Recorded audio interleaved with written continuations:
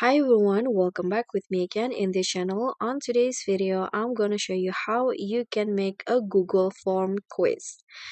So what you need to do is just first create a usual Google Forms.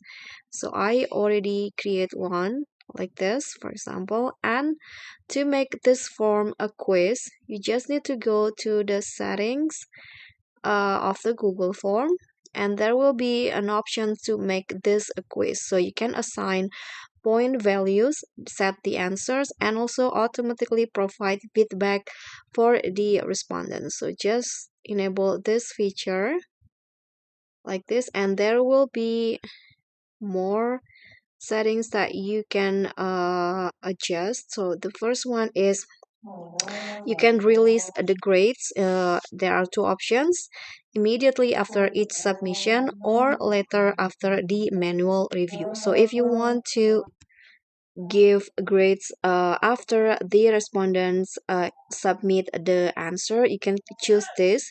But if you want to make it later, just click on this. So that's up to you. And there's also the respondent settings, where the respondents can see which question were answered incorrectly. You can enable this feature, and they can also see correct answer after the grades are released.